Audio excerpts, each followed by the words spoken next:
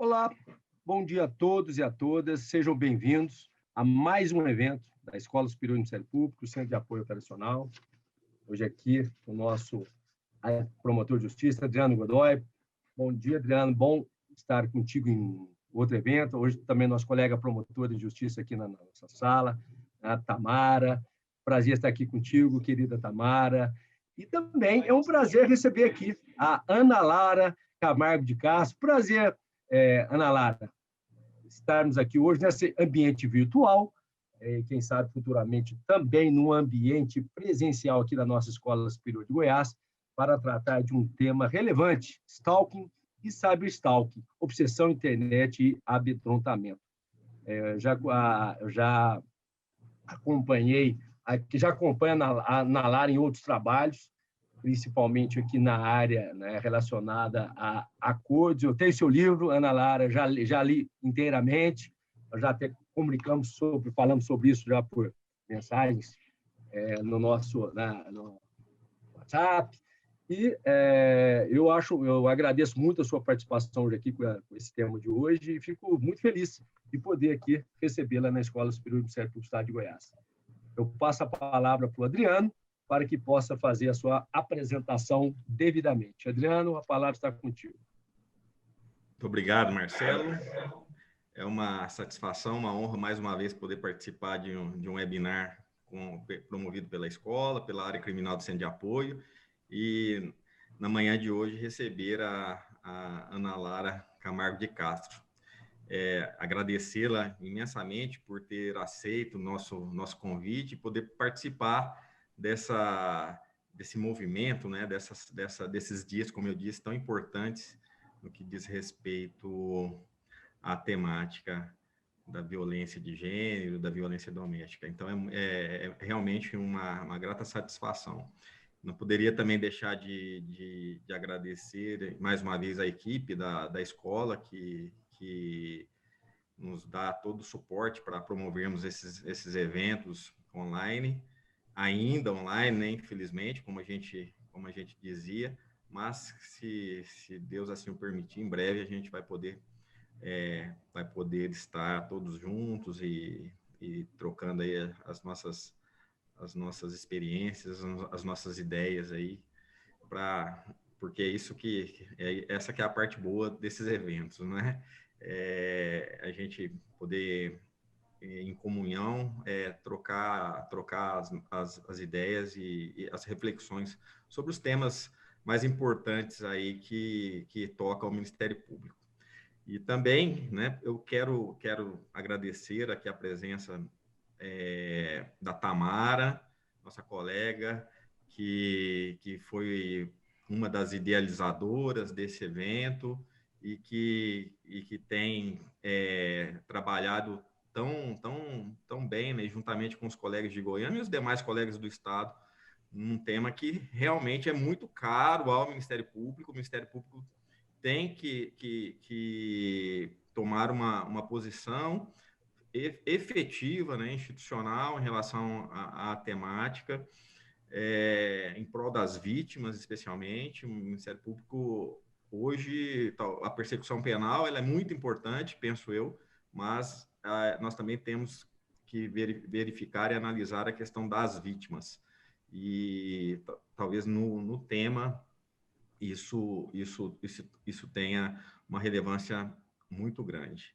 Então, eu já, sem mais me alongar e dizer, né, já dizer, né, Tamara, que no dia de hoje nós lançamos, né, um edital, Ana Lara, para o grupo de estudos sobre a violência doméstica, né, de um modo geral, violência de gênero. Esse grupo de estudos ele terá 10 encontros ao longo do ano de 2021 e tenho certeza que será um momento de grande aprendizado e reflexão do Ministério Público na temática. Então, estão todos convidados, o edital vai ser publicado ainda hoje, e contamos aí com a participação de todos e com a Ana também. certamente, viu, Ana? Já esteja convocada para uma das nossas reuniões. Então, a Ana, ela é especialista em inteligência de Estado e segurança pública, pela Fundação da Escola Superior do Ministério Público de Minas Gerais, Master of Laws com honras em Criminal Law pela State University de Nova York, assessora especial do Procurador-Geral de Justiça do Mato Grosso do Sul, né, onde é promotora, e também membro auxiliar do Conselho Nacional do Ministério Público. Tem várias obras em relação ao stalking, cyberstalking, né, um livro, como o Marcelo já referiu, muito importante sobre os acordos, né, e estão também hoje, né, tão importante hoje esse tema também para o Ministério Público. E, sem mais, eu passo a palavra para a Tamara, primeiramente, que vai mediar aí os nossos trabalhos. Muito obrigado, viu, Marcelo? Muito obrigado, Ana Lara, mais uma vez. Tamara, por favor. Bom dia, né? Queria agradecer inicialmente ao Marcelo André, ao Adriano, e em especial a Ana Lara, que, como bem disse o Adriano, nós, além de lançarmos esse edital hoje, que vai ser muito importante para falar sobre o tema, né, violência doméstica ou violência contra as mulheres, né, que nós estamos nos 21 dias de ativismo pelo fim da violência contra as mulheres. Então, esse evento é um dos eventos pensado pelo Núcleo de Gênero do Ministério Público de Goiás, junto com o Centro de Apoio Criminal, com a escola, para falar sobre isso, né? Eu acho que o tema que a Ana aceitou discutir hoje é um tema extremamente importante, um tema que para todos nós, né, nos consome, para quem está todo dia trabalhando com a violência doméstica, né, porque nós não temos legislação específica ainda. Então, eu acho que a sua fala hoje, Ana, vai nos mostrar um pouco do caminho que nós podemos trilhar e que ainda temos, como disse o Adriano, nessa proteção integral à vítima, que o Ministério Público cada vez mais precisa protagonizar. Eu acho que nós temos que assumir esse papel cada vez mais, e na violência doméstica é um papel muito importante. Então, a minha gratidão, né, em nome do Núcleo de Gênero, dos promotores que atuam na violência doméstica, pela sua presença hoje, pela sua exposição. Passo a palavra à Ana para que comece a exposição. Obrigada. Bom dia a todas e todos que estão nos assistindo. Eu quero agradecer o convite do Adriano, do Marcelo André, da Tamara. Eu gosto muito do Ministério Público de Goiás, já estive aí em alguns eventos, né? Espero voltar ano que vem pessoalmente, como já falamos aqui. Então, eu agradeço imensamente o convite. Eu quero falar um pouquinho, antes de compartilhar o slide, também já quero dizer para os colegas que estão nos assistindo que eu sempre deixo o material, então não se preocupem de fotografar a tela. Já combinei com a Emanuele que, acabando, eu encaminho no WhatsApp dela e ela compartilha com vocês. Então, já aviso, porque às vezes o colega quer uma tela e se preocupa com isso. Não se preocupe, porque eu sempre compartilho o material. Só dizer da confluência dessa trajetória, inclusive o tema que nós vamos falar hoje, né, stalking, cyberstalking, é uma confluência das áreas todas que vamos dizer, que eu pesquiso e que eu atuo. Mas eu sou promotora de justiça no MPMS há 23 anos, quase 24 já agora, sendo que desses 23 anos eu fiquei 10 anos à frente da promotoria de violência doméstica aqui. Foi entre 2006 e 2016, eu saí para assessorar a Procuradoria-Geral, mas eu falo que eu saí da promotoria, mas a promotoria não sai de mim, né, Tamara? Porque quando a gente começa a trabalhar com questão de gênero, é um universo que se abre, né, para a gente estudar, que é bastante infinito. Mas eu queria falar, inicialmente, eu tenho falado isso em quase todos os eventos de direito digital que eu tenho participado. Eu acho que o Ministério Público está num momento muito interessante de começar a trabalhar a ideia do crime cibernético, da prova na internet, mais democraticamente, porque o que a gente vê no Ministério Público é que esse conhecimento, basicamente, ele está concentrado naqueles promotores que trabalham nos GAECos, que eles trabalham nos centros de inteligência. Então, esses promotores têm uma facilidade, uma expertise para lidar com isso que a gente chama de vestígio digital. Enquanto que, no Brasil todo, eu tenho percebido assim, o promotor de violência doméstica, o promotor criminal residual, que faz a clínica geral do crime, o promotor ambiental, o promotor do consumidor, ele não conecta, né, o crime cibernético ao cotidiano da atuação dele. E eu acho que esse é um dos grandes desafios, inclusive para as escolas de Ministério Público. Eu acho muito legal que Goiás esteja querendo trazer o debate do crime digital para uma área, Tamara, que eu brinco, que é chão de fábrica, né? Quem trabalha com violência doméstica, quem trabalha no dia a dia, no atendimento, nas audiências milhares que a gente sabe que são no Brasil inteiro e que às vezes não faz essa conexão.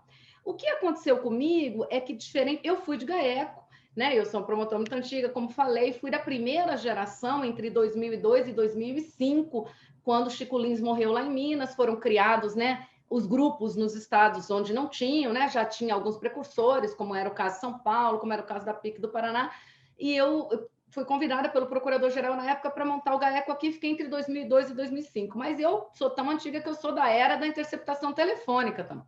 Então, né, naquela época, o lance era conseguir interceptar, ter equipamentos sofisticados para interceptar, e isso tudo passou, né? Nós estamos na era do vestígio digital, de trabalhar com vestígio digital. Então, eu não trabalhei em GAECO com isso. Eu fui, vamos dizer, me familiarizar com a investigação do crime cibernético na promotoria de violência doméstica. Então, eu tive essa possibilidade, começando a trabalhar primeiro com os delitos de exposição de imagem íntima, né? Vamos dizer, exposição pornográfica, que só foi tipificado agora com o 218C, e com os delitos de cyberstalking, que até hoje, seja o stalking, seja o cyberstalking, não estão tipificados ainda na legislação brasileira. Então, isso me deu uma visão diferente. Quando eu saí para o mestrado dos Estados Unidos, a gente sabe que ir para os Estados Unidos e estudar esse tipo de matéria é um universo sem fim de pesquisa que a gente encontra lá, e houve essa confluência. Então, eu só estou fazendo essa abordagem, porque a gente vai falar muito de crime cibernético hoje, das características do ambiente virtual e tudo mais, mas para dizer para os colegas que estão nos assistindo que não se preocupem se você, mas eu não sou de GAECO, mas eu não tenho expertise nisso. A ideia é que a gente democratize esse conhecimento, né? Eu dou aula de Direito Digital na Escola Superior do UMP, aqui da associação, na verdade, a EDAMP, dei aula sábado sobre isso, dou aula no Rio também. Eu acho que a ideia é que a gente democratize isso, a gente não vai conseguir cobrir esse conteúdo inteiro de internet, mas nós vamos dar uma pinçada. E esse tema hoje vai fazer uma confluência disso, que é o recorte de gênero dentro do crime cibernético, um pouco de crime cibernético, investigação de crime cibernético, e um pouco de direito americano, porque também, como parte introdutória para dizer para vocês que eu acho muito importante, o brasileiro estuda pouco direito americano, até pela nossa ligação com o civil law, a nossa ligação com a Europa, então os colegas vão estudar em Portugal ou na Espanha, enfim, Itália, e poucos colegas estudam direito americano, porque até muito recentemente, Tamara dizia, não tem utilidade, né? Eu vou estudar mais para assistir seriado americano e tudo mais.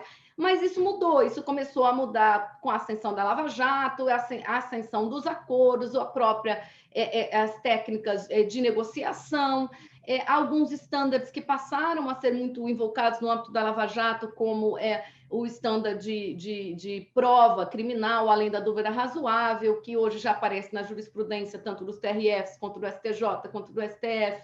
Bom, com a ascensão dos acordos de uma maneira geral, né, os países que trabalham com acordo entraram em ascensão.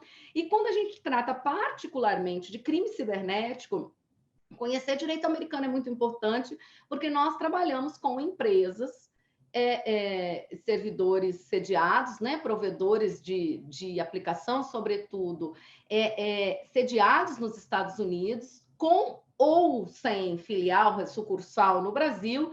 E hoje é uma das grandes discussões do momento no Supremo Tribunal Federal, a questão da soberania nacional ou não frente a essas empresas. Nós vamos falar um pouco disso hoje. Então, só queria dar esse panorama, porque nós vamos passar, então, tentar fazer essa confluência entre um pouco de direito americano, entre um pouco de direito cibernético e o recorte de gênero. Eu vou compartilhar, então, minha tela com vocês para a gente começar no tema propriamente. Bom, eu quero falar um pouquinho das origens, né? Como é que a gente começa com a questão do stalking nos Estados Unidos, né? E o que muda? Por que stalking era um tema muito importante ali ao longo dos anos 80, dos anos 90, depois ele deixou de estar, né, como um tema relevante de discussão, porque nos Estados Unidos ele foi tipificado só para a gente entender a dinâmica dos Estados Unidos, sempre que a gente fala Estados Unidos, nós estamos falando em 52 legislações, né? 50 estados americanos, mais a legislação federal, mais a legislação militar. O stalking nos Estados Unidos é tipificado, há diferenças na tipologia, mas ele é tipificado 52 vezes, ou seja, há a legislação de stalking nos 50 estados, mais o stalking federal, mais o stalking militar. Mas como que ele surge? Assim, ele entra em ascensão nos Estados Unidos quando o Hinckley Jr. tenta matar o Reagan. Isso foi em 1981, o Hinckley era um stalker da atriz Jodie Foster. A Jodie Foster era muito jovem, havia feito aquele filme Taxi Driver, ele obcecou com ela, é uma era que antecede o cyberstalking, ele passou então a persegui-la de diversas formas, mandou inúmeras mensagens, tentava esperar ela em porta de estúdio, conseguir endereço. Quando ele não obteve essa reciprocidade da Jodie Foster, ele teve essa ideia de que, matando o presidente dos Estados Unidos, finalmente ele teria a atenção dela. Então, ele tenta assassinar o Reagan, não consegue, preso lá mesmo em 1981, na sequência dessa tentativa.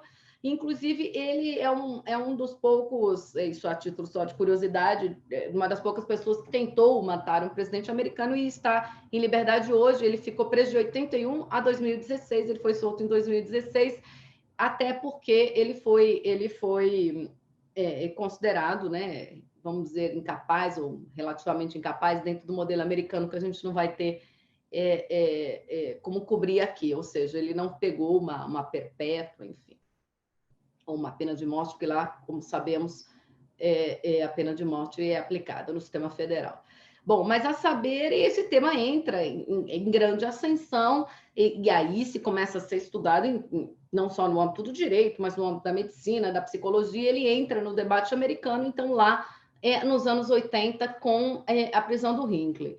Quando começa a tipologia, já vem 10 anos depois, em 1991, a partir do caso do John Bardo, que mata uma atriz americana na mesma linha, ele obcecou por ela, era uma atriz muito famosa naquele contexto de seriado americano naquele momento, e ele tenta fazer contato com ela de várias formas.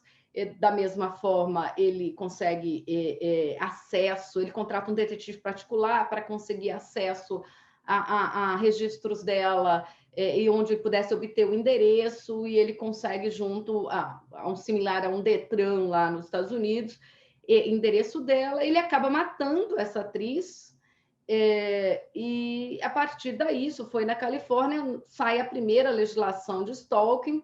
É uma legislação, a redação original está abaixo da foto dele, que teve alguns problemas com classificar qual que era o estado mental do autor. Nos Estados Unidos, ele não trabalha com dolo e culpa da forma como você trabalha no Brasil, eles trabalham basicamente com 4 estados mentais, mas, enfim, a gente depois pode falar disso melhor.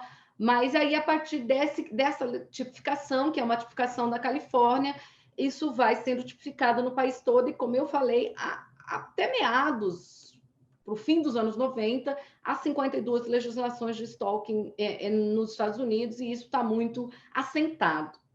Por que stalking volta à mídia e ele é tão falado hoje, de novo, nos Estados Unidos, ou na Europa, ou no Brasil? Esse tema volta. É óbvio, né, que o que trouxe esse delito, essa temática para a mídia, de novo, foi a internet, né? Porque se um stalker ele tinha ferramentas, mecanismos de assediar reiteradamente uma pessoa de modo físico, era seguir, era ficar na porta, era mandar carta, a internet potencializou de maneira gigante a capacidade de eu assediar alguém, de eu perseguir alguém, de eu acompanhar alguém.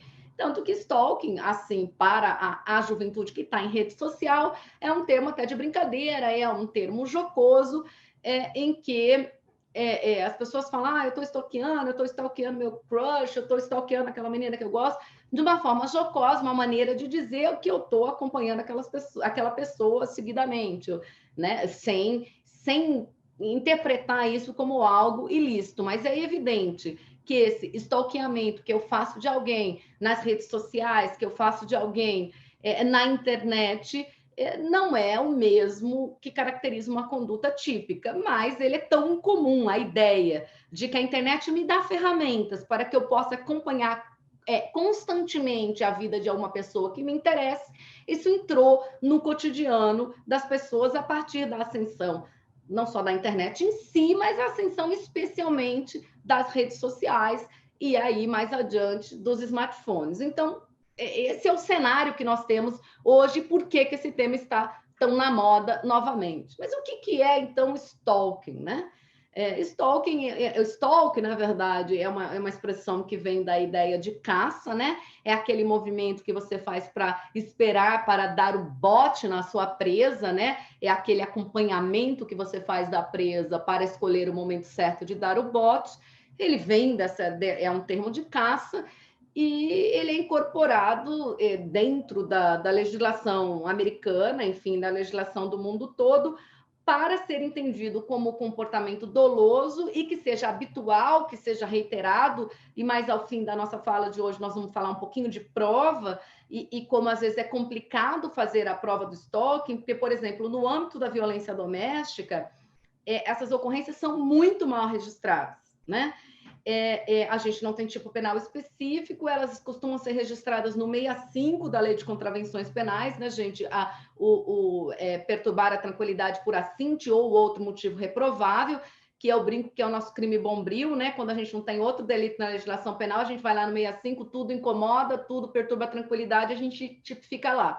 Então, só que essas ocorrências de 65, elas são muito bagunçadas, né? Então, chega para o promotor de uma forma que não aparenta a gravidade do delito. Eu acho que esse é o grande problema do stalking no Brasil hoje, por não haver legislação. Às vezes a pessoa não consegue registrar, ela não consegue explicar a gravidade da conduta, ou quando ela explica, quem está registrando a ocorrência nota assim, tipo, não, o sujeito ligou não sei quantas vezes, e aí chega aquela ocorrência horrorosa que o colega não consegue fazer nada com a ocorrência. Não raro, o colega tem que ligar, né? Tentar ouvir a vítima de novo, tentar catalogar esses eventos numa sequência que seja lógica, mas nós vamos falar disso um pouquinho mais para adiante, que é prova.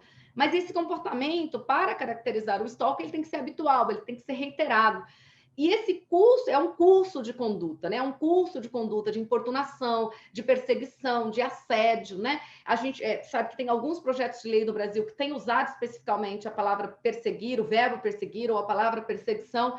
A gente acha que podia ser maior falar, ou dizer importunação, perseguição e assédio, ou deixar a palavra assédio, que é mais ampla, porque às vezes a perseguição dá uma impressão física, né? E a gente sabe que a maioria dos stalkings, dos stalkers não usam ferramentas físicas, mas vai usar ferramentas virtuais, vai perseguir pela internet. Então, é muito importante a gente dizer que é esse assédio que causa na pessoa uma insegurança, um abalo emocional, uma privacidade. E esse abalo emocional, gente, de vítimas de stalking, eu atendi muitas e depois que eu lancei o livro, como quase não há pesquisa disso no Brasil, esse foi o segundo livro dessa coleção Cybercrimes. O primeiro foi Disposição Pornográfica, o segundo foi esse. Muita gente me procura aleatoriamente quando esse tema é tratado no Brasil, seja de meio de imprensa, seja vítimas mesmo, sabe? Às vezes escritório de advocacia, gente que tenta entender o fenômeno, gente que me acha na rede social, escreve no inbox ou no DM para dizer, olha, eu sou vítima, o que eu faço? Então, é muito mais frequente do que a gente imagina. Quando eu tenho condição de dar um conselho ou acionar o Ministério Público da origem da pessoa, né, Paraná, Minas, eu já atendi, eu tento, assim, encaminhar para que ela tenha um atendimento dentro do serviço público, porque às vezes é difícil até registrar essa ocorrência. Mas, enfim, a ideia e a legislação, por exemplo, nos Estados Unidos, como eu falei, são 52 tipos penais, varia um pouco no que eu vou exigir, tanto de state of mind, porque o estado mental, como eu falei, nos Estados Unidos, a gente trabalha com purpose, ou, né, que seja algo, como a gente chama de doloso, mas eles não trabalham com dolo ou culpa, mas seja purpose, knowledge, reckless e negligent, são os 4 estados mentais que tem nos Estados Unidos. Então, a tipologia varia um pouco no estado mental que é exigido para caracterizar e, sobretudo, varia um pouco se tem que gerar realmente abalo emocional substancial, temor pela integridade física. Então, a forma de redigir a tipologia varia um pouco. Alguns exigem o medo mesmo, outros exigem o medo ou também apenas o abalo emocional. Enfim, a tipologia varia um pouco, mas a ideia é que isso, é que viole a privacidade da pessoa, que gere um temor pela segurança dela, pela integridade física, pela vida dela, ou, no mínimo, um abalo emocional substancial. Daí porque é importante se formar o curso de conduta, porque essa pessoa não consegue dizer, mas ele fica me telefonando, né? E já entrando, então, no nosso tema de recorte de gênero, que é importante para o evento de hoje, né? Como há, em relação à mulher, uma supervalorização do amor romântico, que, né, é muito comum para a mulher, e quando há uma ruptura de relacionamento, e às vezes ela procura um órgão público para reclamar de um delito de stalking, ou para registrar uma ocorrência em uma delegacia de polícia, não raro ela é dispensada como se uma pessoa que não fosse tolerante ou sensível a uma ideia de romance, a uma ideia de um amor, mas ele está te ligando porque ele te ama, ele foi deixar flores porque ele te ama. Então, há um desincentivo, porque a gente, toda vez que trabalha com delito de gênero, eu sei que o tema de hoje não é só gênero, mas a gente precisa entender que toda vez que a gente trabalha com um delito que tem recorte de gênero, a gente trabalha com essas camadas e camadas de estereótipos, sejam estereótipos de sexo, sejam estereótipos sexuais, sejam estereótipos de papéis associados aos sexos, né? Ou seja a ideia que a gente faz de como funciona o cérebro ou o corpo do homem e da mulher a partir de uma visão de natureza, né? Que eu acho que é natural, eu acho que a biologia explica assim. Aquilo que eu penso que deva ser a sexualidade do homem ou da mulher, há uma discrepância muito grande de liberdade, de licença e de concessões à sexualidade do homem e à sexualidade da mulher, e o que eu penso que deva ser papel associado ao sexo, ou seja, como uma mulher deve agir diante da ideia de ser mulher, ou como um homem deve agir diante da ideia de ser homem, né? Então, aquela ideia associada de que a mulher é melhor com os filhos, de que a mulher é melhor cuidando da casa, enfim, todas essas camadas, estereótipos que a gente tem que lidar quando está tratando de violência de gênero, e o stalking tem essa particularidade, especialmente porque nas fases iniciais do stalking, geralmente as condutas são inocentes. E se a gente pegar no cyberstalking, especialmente, alguém que começa a te seguir numa rede social, e isso é muito interessante, uma pessoa que às vezes você desconhece e que depois vai tornar a sua vida um inferno, já nós vamos falar de perfis de stalkers, às vezes os primeiros contatos, as primeiras condutas desse curso de conduta que vai se agravando, elas são muito inocentes. E a própria vítima tem muita dificuldade de identificar se aquilo é stalking. No sábado, eu dei uma aula de direito digital na EDAMP e ao fim da aula, nas perguntas, uma aluna me perguntou exatamente disso. Olha, de um caso concreto, isso aqui, ela me explicou as condutas, aquela pessoa que começa assim a incomodar, a comentar todo o meu comentário, a cobrar uma resposta. Então, essas são as primeiras condutas dentro da internet que caracterizam um cyberstalking. E, às vezes, a própria relação que a vítima cria com esse seu stalker, até por não saber, por achar que ela vai dar conta de administrar aquela relação ali. Eu dou uma atenção, mas eu não dou uma atenção porque eu tenho um interesse em desenvolver o vínculo com você. Eu dou uma atenção para te acalmar, para ver se você para. Não, tudo bem, eu respondo. E para determinados tipos de stalker, vai depender do perfil dele, isso é percebido como um incentivo, vai ser percebido como uma recepção. Então, seja vítima no âmbito do relacionamento erótico afetivo, no âmbito da VD, seja vítima comum, que pode ser qualquer um de nós que está na mídia social, é importante saber que esses estereótipos contam muito na hora de registrar a ocorrência, né? Ou de dar valor a isso. Mas ele ligou 50 vezes. Sim, mas ele ligou 50 vezes na madrugada toda, sim, mas ele mandou e-mails para todos. Isso para todo, ele tinha minha senha, ele mandou um e-mail para todo mundo que eu conheço, ele mandou um e-mail para todo o meu ambiente de trabalho. Enfim, é para a gente entender a dimensão. Então, mas resumo da ópera, stalking tem que ser um comportamento doloso, reiterado, habitual, que forme um curso de conduta, de importunação, de perseguição, de assédio, que viole a tua privacidade, que te abale emocionalmente, que gere uma sensação de insegurança, porque das vítimas de stalking que eu conversei, seja no âmbito afetivo, seja fora, a pior sensação é essa. É a ideia de que a pessoa sabe tudo sobre você, que ela tem informações sobre você, e naquele stalker que é desconhecido da pessoa, o pavor da pessoa ainda é maior, porque assim, ela não tem ideia nem de como é o rosto daquela pessoa. Ela pode estar no mesmo ambiente que aquela pessoa, mas ela simplesmente não sabe quem é. A pessoa sabe muito sobre mim, porque eu mesma disponibilizei uma série de informações na internet, mas eu não sei nada sobre ela. Em relação aos perfis de stalkers, então, há inúmeras categorias na literatura, né? Tanto no âmbito da psicologia, da medicina, no âmbito investigativo. Eu gosto dessa categoria aqui porque eu acho simples, fácil de entender os perfis dos stalkers. Então, o perfil rejeitado é um perfil mais comum, né, daquele de ruptura relacional. Ele tem uma ambivalência, né, entre amor e ódio daquela pessoa. E nessa categoria do rejeitado está a maioria dos stalkers com os quais a gente lida no cotidiano das promotorias de violência doméstica, né? Aquela pessoa que não aceita a ruptura do relacionamento afetivo, que não aceita que a outra pessoa retome a vida sem, não aceita que a pessoa inicie um novo relacionamento.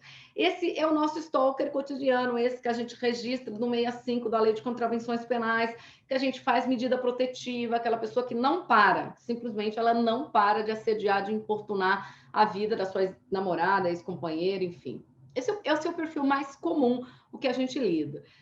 O perfil rancoroso, ele é um perfil em muita ascensão, então vocês vão ver, inclusive, que nesse contexto de muita polarização, nesse perfil aí vai estar aquela pessoa relacionada com uma pauta política, com uma pauta social, aquela pessoa que se sente ou injustiçada por uma empresa, ou injustiçada por um serviço público, ou injustiçada por uma determinada categoria de pensamento político.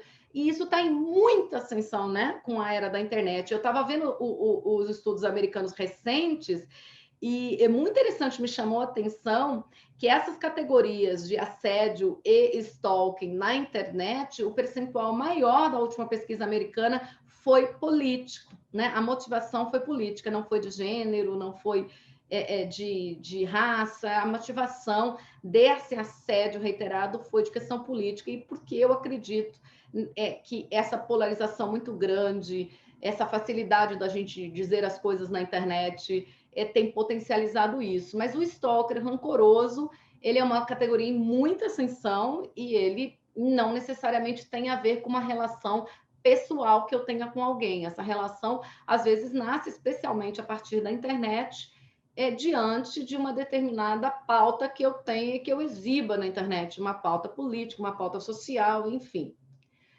O stalker carente, né, é aquela pessoa, assim, realmente com baixa autoestima, que está buscando um vínculo. É justamente aquele tipo de stalker que eu falei um pouquinho antes, que às vezes se você der uma gotinha de atenção para ele, ele vai fazer daquilo um mundo. Então, ele te acompanha na rede social, se ele der um oi, a pessoa responder, eu gostei da sua foto, e a pessoa responder, obrigada. Que é algo que eu faria para qualquer um, ou é algo que, tipo assim, eu já estou fazendo para me livrar daquela pessoa porque ela está incomodando muito, mas aquilo, para esse tipo de stalker, gera um vínculo afetivo que eu tenho essa expectativa dessa correspondência. Um outro tipo de stalker, que é o que eles chamam de conquistador incompetente, é aquela pessoa que assedia para fins sexuais, né? Ela está buscando e ela força a barra para fins de encontro sexual. É aquela pessoa que vai trabalhar com envio de coisa pornográfica, com sexting, vai tentar abordar de uma forma que é sexting, né? Ou seja, texto de conteúdo sexual. Então, é uma outra categoria também cada vez mais comum na esfera de cyberstalking. E o predador, ele já está num âmbito de um curso de conduta que vai ter uma escalada para um crime mais grave, né? Então, ele apresenta uma característica de transtorno de preferência sexual, transtorno de preferência sexual é como se chama no CID-10, que está em vigor hoje, mas agora, quando entrar em vigor o CID-11 para 2022, vai se chamar de novo transtorno parafílico, né? Então, ele geralmente é portador de uma parafilia, e aí a parafilia pode ser de viés sádico, pode ser de viés pedófilo, né? Então, ele geralmente pratica o stalking num curso de conduta para um delito mais grave, que pode ser aí de estupro, de feminicídio, né? Ele tem uma característica de que o stalking, no caso desse perfil do stalker, é uma forma de manipular, de causar medo, né? São pessoas que costumam extrair prazer em causar medo na outra pessoa, em causar pânico, em causar terror, e tem um potencial de resultar num crime muito mais grave. Então, de uma maneira geral, assim, a gente consegue entender os perfis de stalker, seja o nosso stalker do todo dia, que é o rejeitado, seja o de pauta política, social, rancoroso, frustrado com o sistema, que é o que está em muita ascensão, o carente, o de conteúdo sexual e o predador, que vai ter um transtorno de preferência sádico, enfim, ou pedófilo, e que o stalking é uma ferramenta de medo. Essa é uma análise de risco, porque eles fazem várias análises de risco pelo perfil do stalker com análise de risco, ou seja, conforme o perfil dele, se ele tem mais probabilidade de ter algum transtorno mental associado ou não, algum transtorno mental grave associado ou não, e qual a probabilidade daquele stalker naquele perfil escalar para a violência, né? Então, essa é uma outra categoria que divide os stalkers, mas a gente vai conseguir fazer uma conexão com aqueles perfis que eu já apresentei. Então, eles dizem que o de menos riscos, vamos dizer assim, são aquele randômico, aquele que te escolheu aleatoriamente na internet, o de celebridade, o de pauta específica, né? Eles têm muita conduta, eles têm uma extensa comunicação, mas eles têm menor propensão à violência, né? A violência, que eu digo, escalar para um contato físico, para realmente um crime mais grave. Tem os de interação cotidiana e interação casual, que são os paranoicos, os dissimulados, que distorcem as interações, que também incluem nesses perfis aqueles um pouco rancorosos, aqueles carentes, que eles vão ter uma média, vamos dizer, uma média propensão à violência. Mas onde acaba estourando mais violência em termos de volume, de quantidade, é justamente no parceiro íntimo e no agressor doméstico. Né? É o que acaba resultando em maior número, maior volume de reação violenta, que não vai ser aquela violenta do curso de conduta de um sádico que necessariamente vai matar alguém. Até o tipo sádico é o mais raro, vamos dizer assim, no cotidiano, esse tipo que usa o stalking dentro de um comportamento especificamente sádico. Agora, e que vai resultar numa violência extrema, né? Numa forma extrema de violência. O parceiro íntimo e o agressor doméstico, e esses dois tipos, nessa categoria aqui da análise de SAP, eles dividem o parceiro íntimo, aquela pessoa que é um stalker pós-ruptura, mas ele não necessariamente praticou atos de violência no curso da relação, ou seja, ele não tem o histórico, do agressor doméstico, que vai ser o tipo mais perigoso, é o que mais certo de resultar em violência, que é aquele que já praticava violência no curso do relacionamento e ele é um stalker rejeitado pós-ruptura de relacionamento e, portanto, ele tem mais propensão à violência. Então, se você correlacionar as duas categorias, a probabilidade de resultar em violência com essas categorias, na análise de risco, vocês vão ver que o tipo 7 é o que tem muita probabilidade de resultar em violência. Até uma das coisas importantes de dizer sobre o stalker, que é o rejeitado, seja parceiro íntimo, agressor doméstico, já quanto mais, é que ele tem muito mais acesso, né, à sua vítima. Porque ele, além de já conhecer tudo dela, né, ele sabe realmente o que incomoda aquela pessoa, ele sabe onde dói, ele sabe aquilo que é caro, que é relevante, que é importante para aquela pessoa. Esse stalker que não lhe conhece, ele vai obter, claro, muitas informações que você mesmo dá, que você disponibiliza na rede, e nós vamos falar sobre isso daqui a pouco, mas, assim, ele não tem uma noção precisa daquilo que realmente é o teu ponto fraco, daquilo que te incomoda, daquilo que te derruba, que te põe para baixo, que te amedronta. E o stalker que já conviveu com você, né, especialmente se ele for teu parceiro íntimo, se for um amigo da mesma forma, mas se for teu parceiro íntimo, ele trabalha com muito mais conhecimento sobre sua vítima.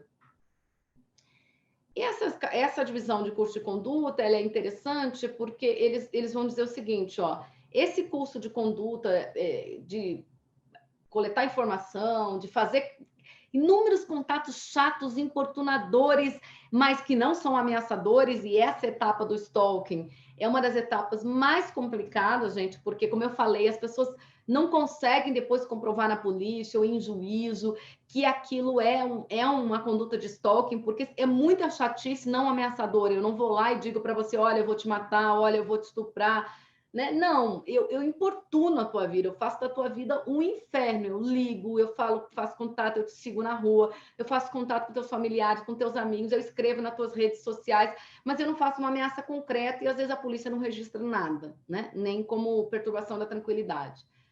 Alguns vão mandar mensagens em presentes, aparecimento surpresa é o que mais tem, pelo menos em VD, né, gente? É o que mais tem, né? Até porque a pessoa sabe onde vai encontrar a outra.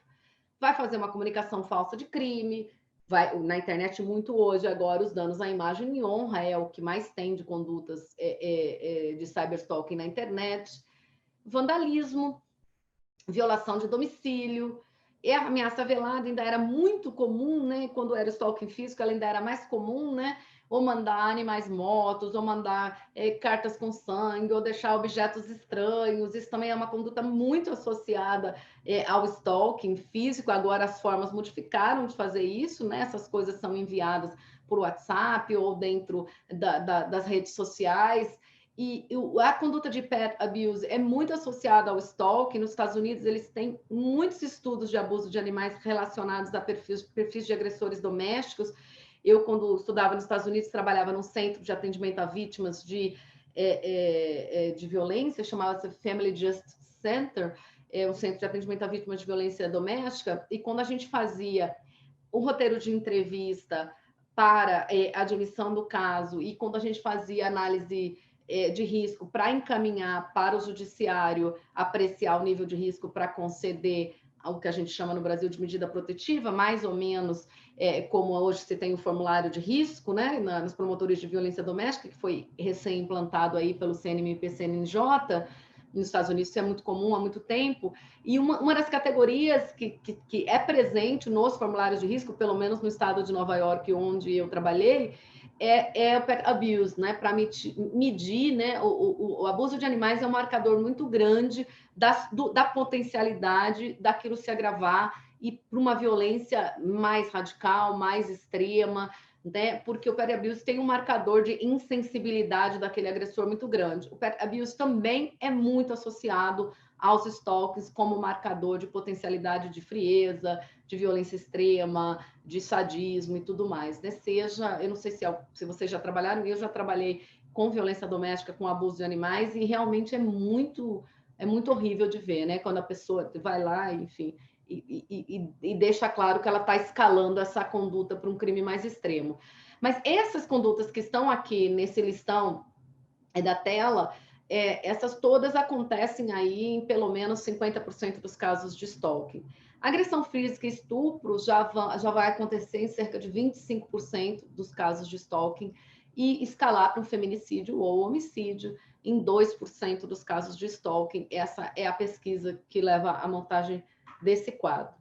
Agora, já pulando para a confluência com a internet, né? Quando a gente está falando de internet, a gente está falando disso, gente, 4,5 bilhões de pessoas conectadas à internet no mundo. A gente está falando de 6 horas e 43 minutos na internet no mundo todo, o Brasil com uma média de 9 horas e 17, mas prestem bem atenção, janeiro de 2020. Esse ano, quando sair o relatório da We Are Social em janeiro, isso vai aumentar com a Covid demais. Esses são os dados de 2019. Então, 2020, o brasileiro passava 9 horas e 17 minutos em média por dia na internet. Eu tenho falado muito para as pessoas da questão de internet, gente, é o seguinte, a gente não pode mais pensar em internet como uma forma de comunicação. A internet é uma forma de existir no mundo, né? A gente existe na internet. Então, nós precisamos lidar com a internet de outra forma. Esses dados são da Inglaterra, enfim, Inglaterra, Escócia, Irlanda, não, Inglaterra e Gales, desculpa, Inglaterra e Gales, excluindo os dados da polícia de Manchester, e vocês vão ver que são dados de abril de 2019 a março de 2020, e na estatística que envolve violência contra a pessoa, né, crimes contra a pessoa, eles separaram o stalking e o harassment numa categoria separada específica, ou seja, isso ascendeu tanto com a internet, é óbvio, que para as estatísticas se tornou importante destacar. Então, você vai ter ali homicídio, violência com agressão física, violência com lesão, desculpe, violência sem lesão, e o stalking e harassment dividido numa categoria específica. Essa estatística americana que me chamou a atenção, gente, me chamou bem a atenção, ela não é tão nova quanto aquela da Inglaterra, mas ela é de 2017, portanto, bastante nova, falando que das pesquisas de americanos que foram assediados online, lá eles têm uma diferença no crime de harassment, no crime de stalking, mais de nivelar o grau do medo, a intensidade do medo, a intensidade da exposição, mas ele já apareceu 14% na liderança por political views, que coincide aí com a polarização que também aconteceu nos Estados Unidos nos últimos anos, né? Como também a polarização que aconteceu no Brasil nos últimos anos. É que a gente acaba não associando o stalking para quem trabalha no eleitoral ou quem trabalha com crime comum, a gente não faz muito esse vínculo, né? Mas é interessante a gente perceber isso aí. Quando a gente fala em cyberstalking, para vocês conhecerem, são 3 categorias, tá? Assédio por comunicação direta é aquele stalker que fala direto com você, né? Ele te enche de e-mail, ele escreve na tua rede social, ele te manda inbox, ele te manda DM, ele faz um contato pessoal. Quando ele é da linha de conquistador, ele vai te mandar sexting, ele vai te mandar mensagem ofensiva, vai te mandar pornografia. Em resumo, ele sufoca a tua vida online. Aí eu tenho um cyberstalking por uso da internet. Eu não vou me comunicar direto com você, mas eu vou criar perfil falso em seu nome, eu vou divulgar informação sensível sua que eu conheço, eu vou usurpar sua identidade e aí eu vou criar perfis para gerar haters para você. Uma das coisas interessantes aí no nosso recorte de VD é que eu brinco que prova do amor da modernidade é compartilhamento de senha, né, gente? Para provar amor, eu tenho que ter a senha do celular do outro, a senha do Facebook, né? Tem que acessar o WhatsApp do outro. E aí, quando os relacionamentos terminam, essa forma de cyberstalking é muito comum, porque a pessoa tem minha senha, ela entra no Facebook, na minha página, como se fosse eu. A partir dali, ela faz postagens ofensivas, postagens racistas, postagens discriminatórias, e ela faz uma importunação, uma geração de haters para mim, como se fosse eu, por exemplo. Ou seja, que é o que a gente chama de by proxy, ou geração de haters, ou stalking por terceirização. Eu gero um monte de gente para também me assediar a partir de, às vezes, uma usurpação de identidade, a partir de eu ter acesso a uma senha sua. Mas não precisa ser necessariamente isso. Eu posso ser um desconhecido que também gere um perfil falso como se fosse você, e a partir daí ele usa a internet para lhe assediar. E a outra forma de cyberstalking, que é por intrusão informática, é aquela que vem com a instalação utilização de alguma brecha de segurança, e aí vai usar todas aquelas técnicas que a gente sabe para infectar o computador, mais phishing, spoofing, né? Que são aqueles e-mails que a gente recebe. Muitas pessoas ainda, eu sempre brinco, todo mundo diz, vão visitar algum dia a sua própria caixa de spam, que vocês vão ficar espantados com o tipo de mensagem que vocês ainda recebem de phishing e de spoofing, né? Gente se passando por e-mails que simulam, né, instituições bancárias ou instituições de segurança, ou aquele monte de phishing direto, né, de gente oferecendo dinheiro, de gente oferecendo negócio, como se fosse as Nações Unidas. A nossa caixa de spam é muito interessante de visitar para a gente ter uma ideia. E o que eu acho mais interessante do delito de internet, do phishing, do spoofing, que usa essas metodologias, é porque as pessoas ficam muito preocupadas com o aspecto tecnológico disso, mas a maioria usa mesmo técnicas de engenharia social, né, gente? Ou seja, vai contar com a tua fragilidade, com a tua carência, com a tua ganância, com a tua curiosidade. Então, a gente também despreza o aspecto da engenharia social, que é muito associado ao crime digital, e fica muito preocupado só com o aspecto tecnológico. Por que as pessoas são tão infectadas ainda? É porque elas ainda caem naquele mesmo golpe da loteria, da velhinha na porta do banco, que a gente caía de modo físico e que foi importado agora para a internet. Então, esse é o terceiro tipo de cyberstalking, que é o assédio por intrusão informática. Claro que a gente sempre recomenda isso, gente, que você tampe a sua câmera, que você não deixe seu celular à disposição, mas esse acaba sendo o tipo menos comum, né? O mais comum mesmo é o por comunicação direta ou o por uso da internet. Uma importância também, quando a gente fala no âmbito de relacionamento, que é importante dizer para vocês, assim, se alguém tiver acesso físico ao teu aparelho, isso é muito comum entre os casais, você comprar um spyware, um aplicativo espião para instalar num equipamento de alguém que viva com você, é muito fácil, é muito barato. Qualquer um tem acesso na rede, em 30 segundos, 20 segundos na sua mão, você vai instalar. Então, assim, é muito importante também o controle físico do aparelho, porque a partir do momento que a pessoa instala um aplicativo espião, e é baratíssimo, eu sempre brinco, porque às vezes algumas pessoas vêm me perguntar, Ana, como é que instala? Eu falo, gente, pensa bem no que você vai fazer isso. Primeiro que você está violando a intimidade, a privacidade do teu companheiro, do teu marido ou da tua esposa, né? Enfim, já começa por aí, se vale a pena no âmbito do teu relacionamento isso, o que você quer com isso, onde você quer chegar, o que você quer saber com isso. Mas a verdade esteja preparado e, assim, pense antes o que você quer saber com isso. Porque muita gente, porque eu tenho curiosidade para ver, e o relacionamento está formado numa base que não vai valer a pena nem continuar, né? Mas, enfim, o fato é que é muito fácil, é muito barato, e se a pessoa tem acesso também ao seu equipamento físico, ela pode fazer, tá? Então, e aí, ela vai acompanhar a tua vida toda, 100% da tua vida, ok? Por que o ambiente virtual é muito importante?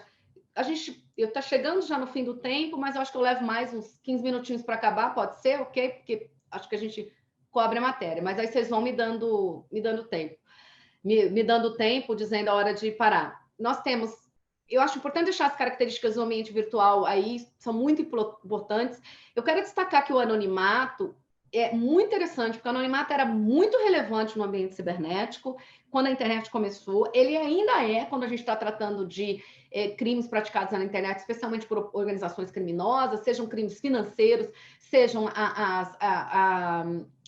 tráfico de pessoas, né?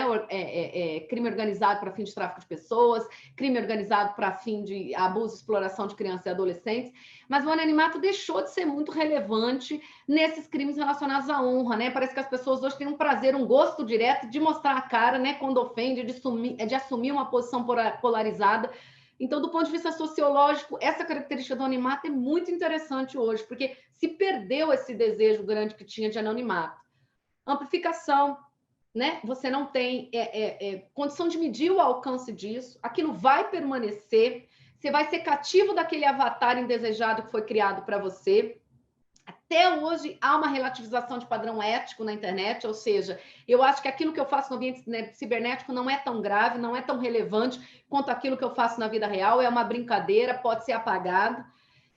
A sensação de impunidade muito grande e a pseudo-invisibilidade do dano, ou seja, eu não consigo medir, eu acho que aquele dano não foi tão grande, porque eu não tenho noção do poder de amplificação daquilo que foi postado. Uma característica que eu acho muito importante, eu tenho comentado em todos os eventos e aulas que eu tenho feito disso, é o peer support. Eu acho que a internet trouxe uma coisa, especialmente para delitos com contorno de gênero, discriminação, para delitos relacionados à área sexual, né? Eu dou muita aula de sexualidade e acho que a gente entender como a sexualidade está funcionando hoje com a internet é muito relevante, a gente, o Ministério Público também, até para poder dialogar. Mas o peer support é uma coisa super da internet, porque se a gente tivesse uma determinada característica, uma determinada discriminação, um determinado fetiche, um determinado transtorno ali nos anos 80, como eu fui adolescente nos anos 80, onde você ia procurar um grupo de suporte, um grupo de apoio, aquele teu fetiche, aquela tua fantasia, você não encontrava, né? Você não ia eu não sei como é que era Goiânia nos anos 80, mas em Campo Grande nos anos 80, até para quem estava em São Paulo, no Rio. Hoje, qualquer loucura que passe pela sua cabeça, você vai encontrar alguém na internet dizendo, não, isso é legal, se eu concordo, tem um grupo aqui que vai conversar contigo, eu te jogo na Deep Web, você vai encontrar isso. Então, eu tenho um apoio de grupo, e, claro, isso facilita na reverberação, na amplificação, na permanência das coisas que acontecem na internet, um apoio de grupo que é muito característico no ambiente virtual. Eu sempre vou encontrar pessoas com aquelas mesmas características que eu, dizendo que está tudo ok, que é muito legal o que eu estou fazendo. Ou seja, isso relativiza muito os meus padrões éticos, tá? A gente vive no mundo pós-privacidade. Olha, eu disponibilizo um monte de informação na internet. Eu não estou dizendo que não possa, gente, porque mesmo a matéria hoje não é exposição pornográfica, então a gente não vai falar muito de nude, mas eu sempre falo de nude, os alunos sempre têm bastante perguntas. Não, a gente não pode ter a ideia de que a gente vai, não vou usar a internet, eu não vou postar nada. Não é isso. Só que você precisa ter a dimensão, né? A ter a dimensão e não ter a ilusão que você ainda detém alguma privacidade. Você tem que trabalhar com a internet com essa perspectiva. Você tem o que você posta, pesquisa em fontes abertas imensa que as pessoas podem fazer sobre você, sobre o seu perfil, o que você curte, o que você compartilha. Tem N sites de pesquisa em fontes abertas. Cookies, né, que deixam, conservam aquelas informações, são muito importantes para a gente poder navegar nos sites, mas a gente deixa a nossa informação de navegação disponível, metadado. Tem inúmeros sites de pesquisa em fontes abertas que você consegue subir uma foto e daí identificar todo o metadado daquela foto, ou seja, onde ela foi tirada, que dia, que hora, capturar esse metadado. A gente faz check-in, muita gente faz check-in onde chega nos lugares. Google Street View é pacote cheio, né? Assim, de alegria para stalker, porque se eu quero fazer uma aproximação física, eu consigo, pelo Google Street View, entender a dinâmica do local onde a pessoa mora, se há vizinhança, se não há vizinhança. GPS, né? Tanta gente em relacionamento afetivo, meu Deus do céu. Eu não sei porque que ele sabe onde eu estou, mas você tinha junto, ele tinha acesso ao teu celular, o acompanhamento de GPS dele, que você autorizou para estar a fim de segurança, ele acompanha pelo celular dele. Então, assim, as pessoas têm que ter essa ideia. Geotagging, a instalação de malware, de aplicativo espião, rastreador, tudo isso a gente já falou. Então, a gente tem que ter essa ideia. E que a tecnologia ela é utilizada, gente, seja para o aliciamento, seja aquele grooming infanto-juvenil, aquela conquista que eu faço com a criança, seja, Adriano falou, a gente se conheceu no evento de tráfico de pessoas, eu falei bastante sobre isso, mas assim, aqui um recorte de gênero, Tamara, muito grande, né? A mulher com aqueles estereótipos de gênero, tem ofertas de namoro, de casamento na internet, aquela ideia que vai encontrar um príncipe encantado, e aí trabalha, essas organizações criminosas trabalham com estereótipos de gênero muito bem, com aquelas fragilidades que são impostas pela cultura mulher, aquela necessidade de aceitação física, de beleza, e as organizações criminosas trabalham muito bem com os estereótipos. Quem trabalha com exploração sexual, quem trabalha com tráfico de pessoas para exploração sexual. A internet é utilizada para divulgação e publicidade. Eu tenho falado muito de poder e controle, porque as pessoas não pensam nisso. Mas se a gente está numa situação de cativeiro, que é a questão de exploração sexual, a questão de abuso e exploração de crianças e adolescentes, nós vamos pensar antigamente, às vezes, num barracão cheio de quarto, com cadeado, com guarda-costa. Hoje a gente tem que pensar nisso, mas, plus, câmera ligada todo o tempo, plus GPS quando a pessoa se desloca, plus monitoramento remoto daquela câmera. E ainda, uma modalidade muito nova de abuso, e que é muito na moda, é live streaming, né? Além da pessoa estar sofrendo um abuso físico ali, tem gente pagando para assistir, né? Então, aplicativo mensageiro criptografado, e eu vou deixar isso para o último slide, que a gente já chega lá para falar da jurisprudência do STF. A Dark Web, utilizada para todo tipo de criminalidade, nós não podíamos, né, num outro momento, falar sobre infiltração e outras questões.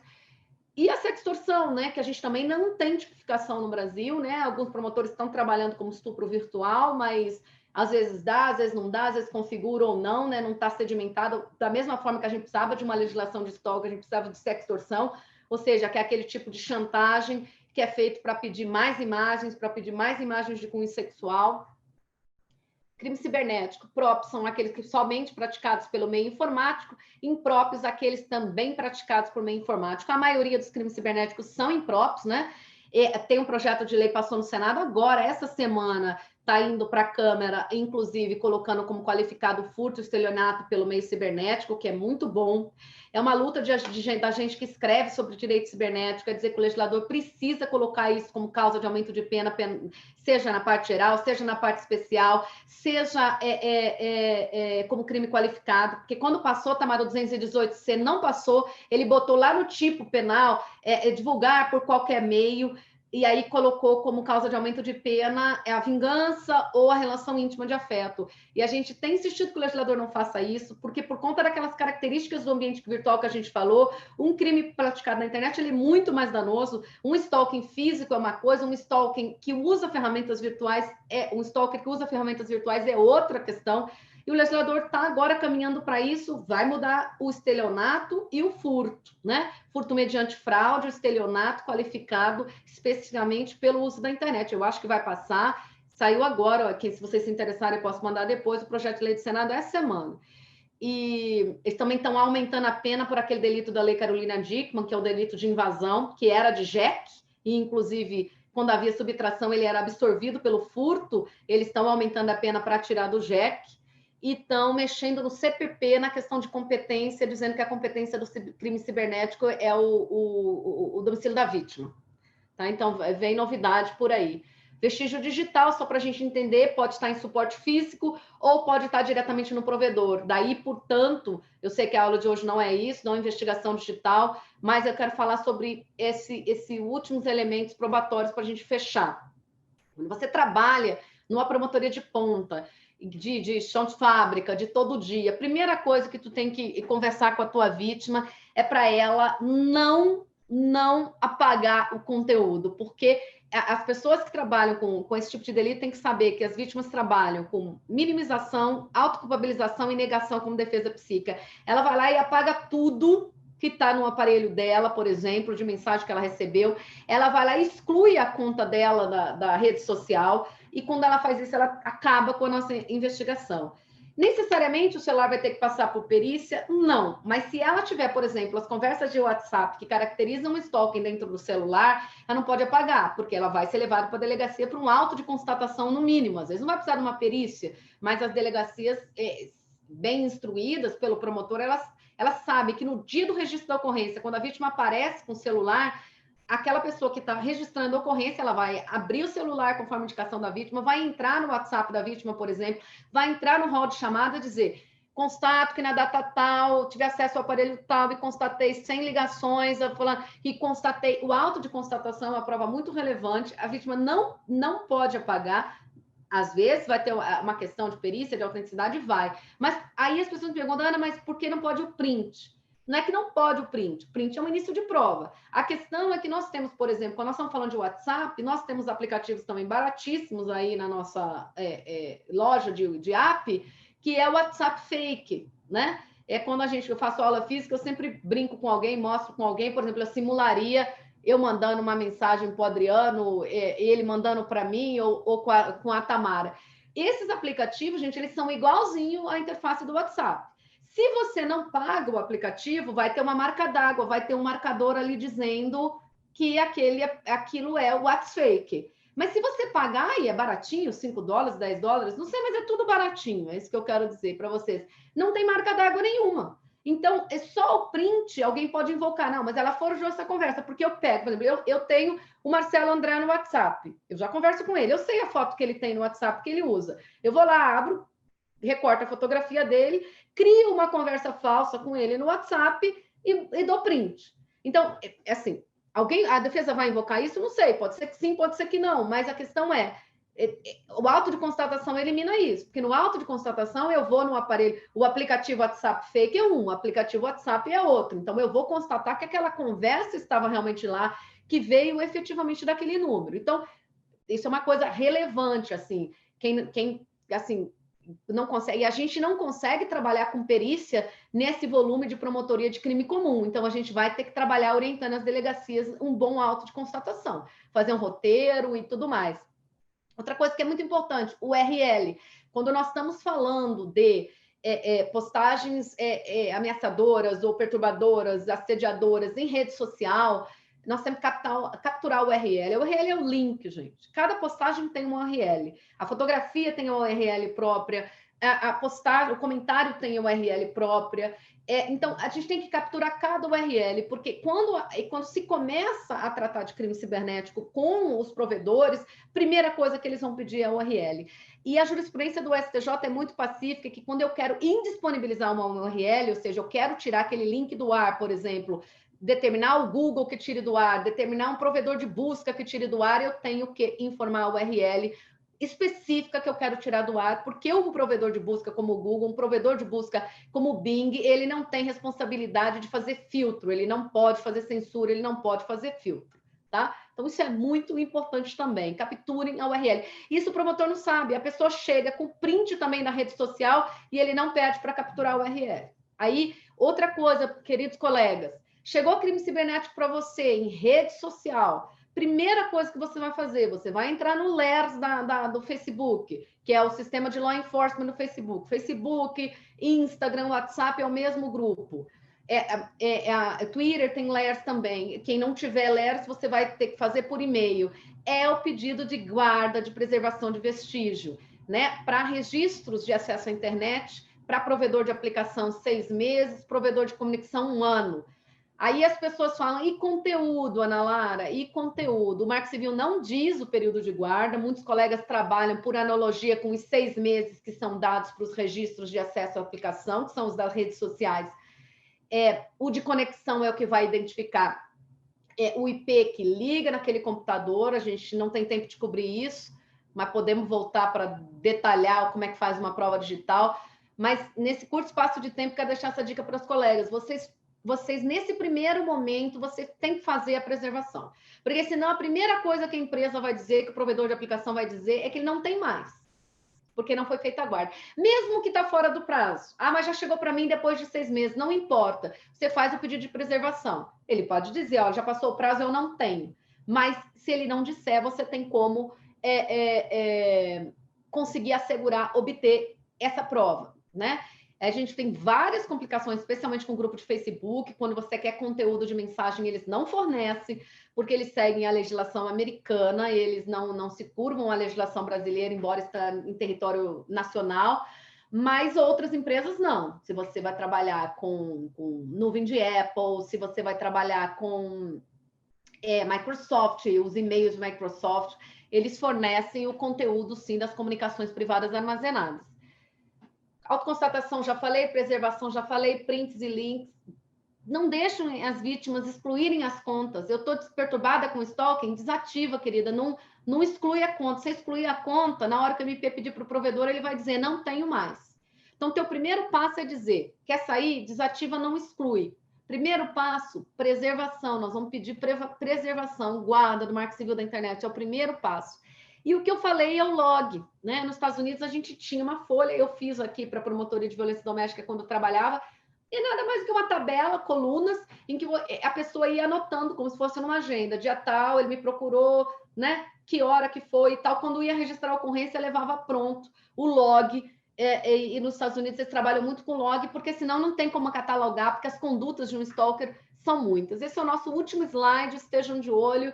Isso é muito importante para o Brasil. A DPF 403.5527 trata da aplicação das sanções do Marco Civil da Internet a empresas que não cumprem ordem judicial. Ou seja, basicamente aquela discussão sobre a possibilidade de bloqueio de WhatsApp, né? Ministro Edson Fachin, ministra Rosa Weber já sinalizando que as empresas não são obrigadas a fazer acesso backdoor, as empresas não são obrigadas a fornecer a flexibilização da criptografia, ou seja, o juiz não pode sancionar, não pode estar com vista do ministro Alexandre de Moraes e caminha para não poder. O que quer dizer? Que se eu tenho um pedido de interceptação em fluxo, vamos dizer assim, ou de aplicativo mensageiro, eu não vou conseguir que essas empresas forneçam essas conversas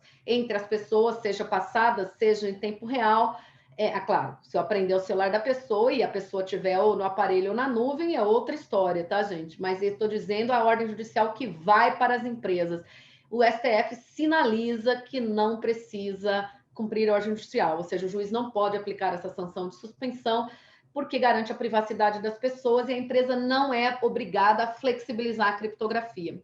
E a ADC 51, que é direito americano puro, é uma grande briga, especialmente do grupo Facebook, mas a ADC 51, eles entendem que, como está em vigor o Acordo de Cooperação Internacional, o EMILAT, eu, para obter determinado tipo de prova, e aí é o caso das comunicações que estão, por exemplo, num Messenger de Facebook ou numa DM de Instagram, eu dependo de acordo de cooperação internacional, ou seja, o Facebook fornece, gente, os dados cadastrais, os dados pessoais associados ao cadastro, e-mail, enfim, coisas que são importantes assim para você dar um início de negociação. Mas se tu pedir a conversa que está no Messenger armazenada, né, na categoria de comunicação privada armazenada do MCI, se você pedir o que está no Instagram, em DM, eles não fornecem, alegando que você precisa de acordo de cooperação internacional. E aí essa ação discute isso. Se uma empresa que tem sucursal, filial, escritório de representação no Brasil precisa ou não de acordo de cooperação internacional. E aí houve uma grande audiência pública no início do ano, o ministro Gilmar Mendes é o relator, a jurisprudência no STJ é pacificada que não, que prevalece a lei brasileira.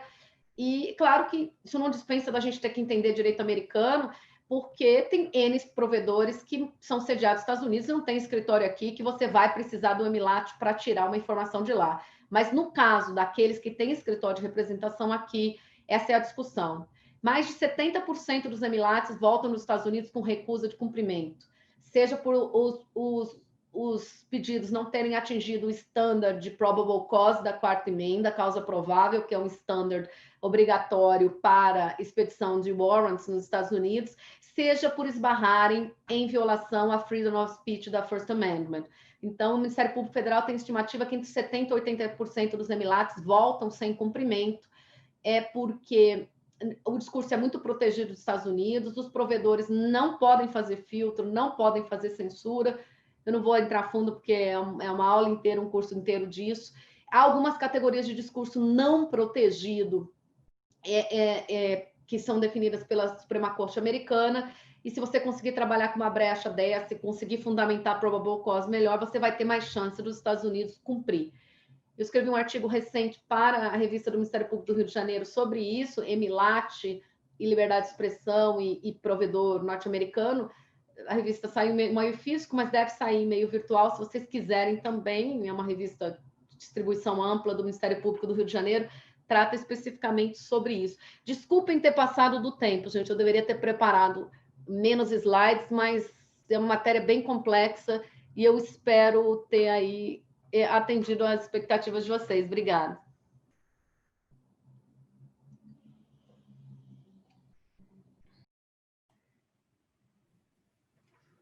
Ana Lara, nós é que agradecemos. Adriano, contigo.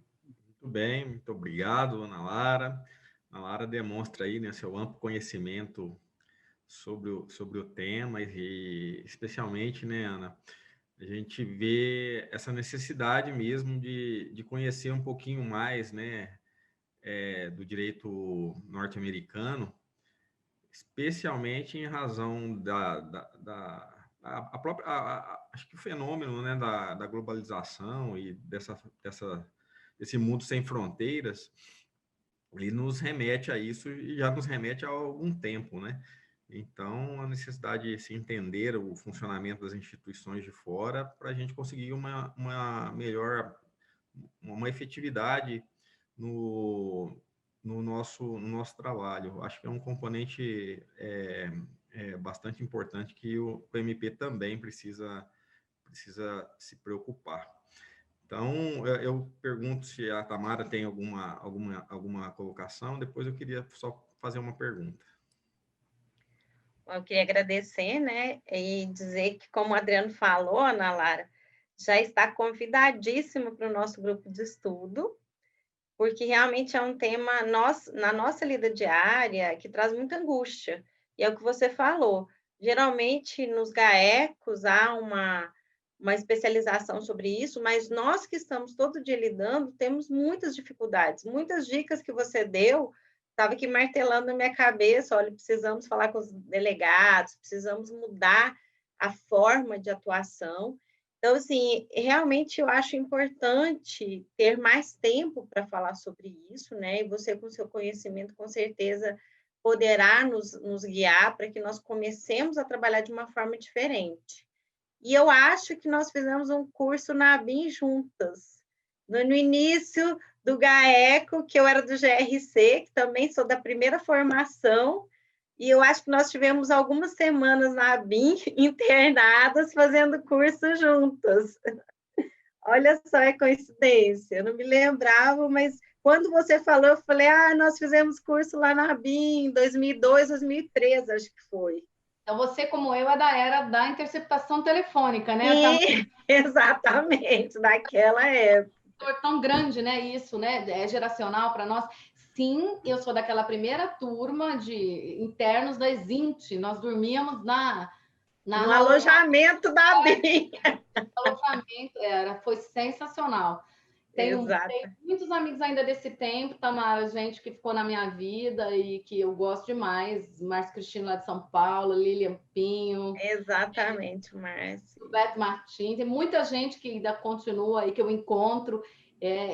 Foi a primeira geração, mas é isso, né? Mudou muito, né? Hoje, quando a gente fala nesse tipo de investigação complexa, se a gente não estiver falando de crime cibernético, a gente está desatualizado. É incrível, né? Como o tempo...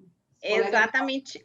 E eu acho que você também, com a experiência de violência doméstica, percebe a angústia das vítimas quando trazem para nós a notícia por falta de um tipo específico. Realmente ninguém leva muito a sério, né? Fica sempre de lado o stalking e o cyberstalking, que tem sido mais comum. Então, mais uma vez, a minha gratidão, né, a você, ao Marcelo, ao Adriano, e aguardando que no próximo ano o nosso encontro seja presencial e para falar mais sobre esse assunto, tá? Muito obrigada. Eu acho que a gente, assim, no grupo de estudo, no grupo mais fechado de promotores, trabalhar, né, dicas mesmo, a construção desses materiais, como constrói um log de stalking, enfim, é bem legal. E eu que agradeço, Tamara, o convite. Obrigada. Ana, só para assim, pontuar, você falou sobre né, os projetos de lei que estão bastante encaminhados no Congresso. Como é que você vê, desde essa perspectiva, né, de análise do direito comparado, como é que você vê a política criminal, como é que se encaminha a política criminal do Brasil para esse tipo de criminalidade? Você vê com bons olhos? Você vê alguma coerência do que tem sido discutido e inclusive aprovado, né? Algumas leis, isso tem sido importante desde a perspectiva da prevenção e da repressão a esses crimes? Então, Adriana, eu acho assim que está melhorando, mas ainda falta bastante, que eu digo assim, um conhecimento específico. Parece que às vezes quando entra algum projeto que é melhorzinho, quando ele vai, né, para assim, quantidade substitutiva, ele entra de um jeito, ele sai completamente desconfigurado.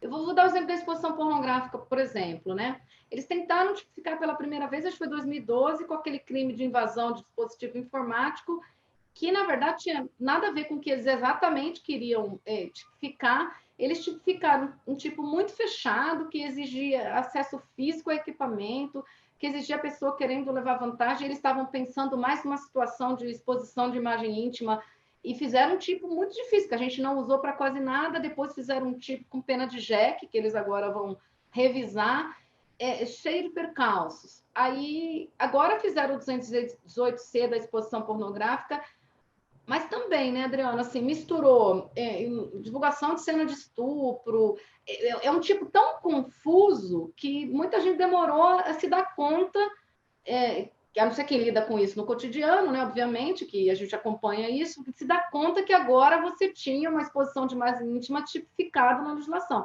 porque ele saiu misturado, ele não saiu fazendo um destaque para o meio cibernético, saiu misturado com divulgação de cena de estupro, mas aí é outra coisa, saiu misturado com apologia ao estupro, né? Porque é um tipo penal com 3 categorias dentro, é muito complexo de entender. Não saiu tão ruim, porque ele poderia ter saído pior, porque havia algumas legislações de exposição pornográfica que previam, assim, tipo, moral, e todos esses tipos que eles caem para moral, para costumes, para as mulheres são muito difíceis, né, Tamara? Assim, cair para moral, para costume, e tem que deixar o promotor provar se a mulher tinha moral ou não tinha moral para a imagem que foi divulgada. Aí a gente volta para a mulher honesta do Código Penal, e aí vira um caso. Então, havia tipologia bem ruim relacionada a costumes, né? E dizendo que tinha a especial fim de agir, né? Então, assim, nesse aspecto até ele já saiu evoluído. Ele conseguiu separar, por exemplo, essa questão de costumes e moral e manter na questão da dignidade, da liberdade, né? Da privacidade, o que é sempre ótimo, né? Que a gente não retome esses tipos morais.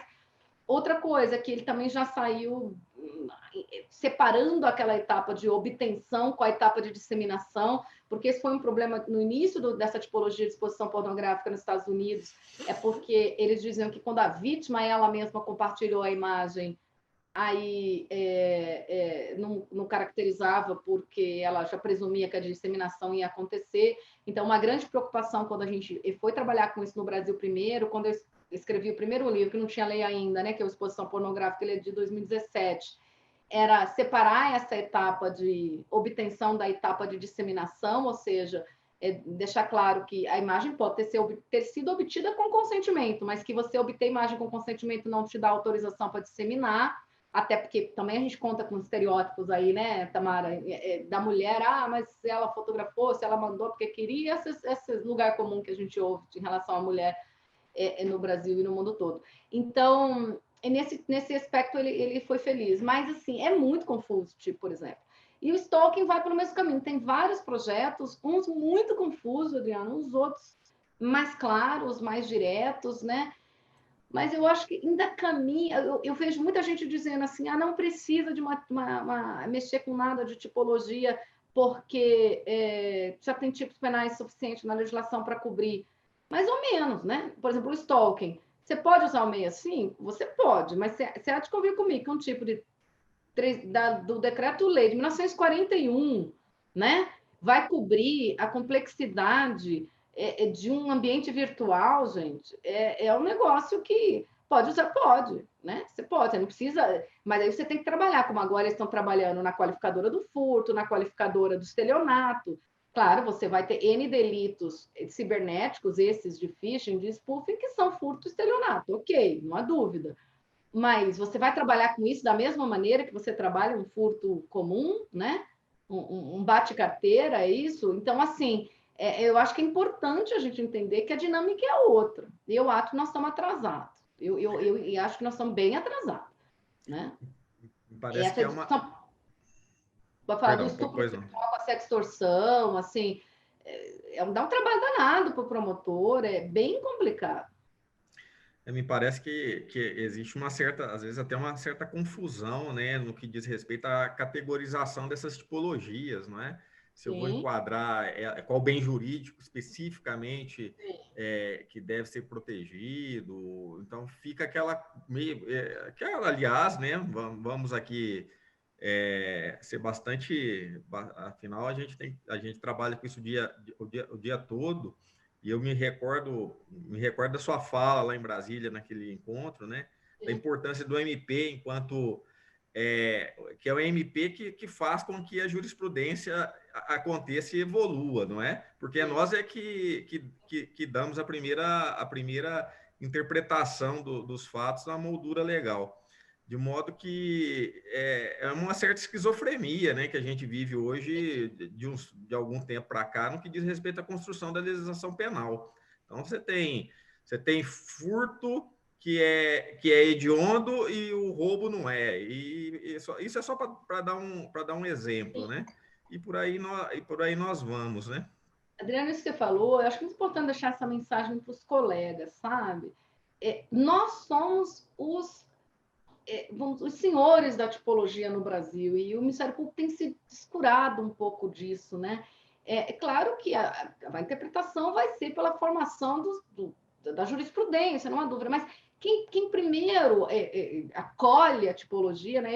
Eu sou apaixonada por tipologia, por isso que essas confusas eu acho uma loucura. O 218 é uma miríade, né? Mas, assim, o Ministério Público ele precisa se apropriar, né? Assim, dos tipos penais e trabalhando teses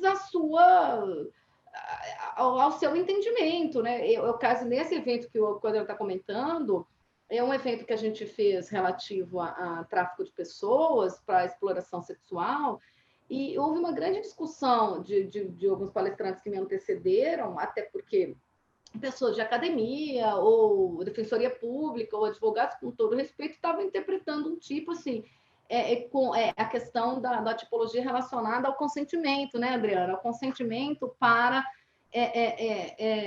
o trabalho sexual, que quando a pessoa ela é captada numa situação de tráfico de pessoas para a exploração sexual, muitas vezes ela consentiu em prestar o trabalho sexual.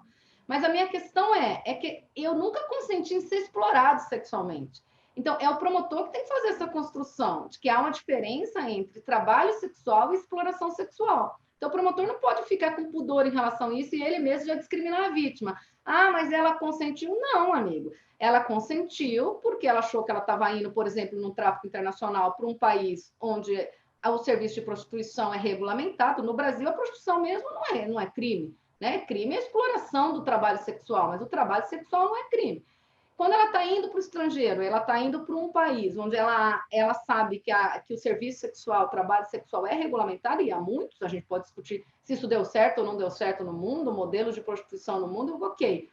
Mas se ela está indo para a Alemanha, se ela está indo para a Holanda, ela está indo num país onde ela pode trabalhar regulamentada.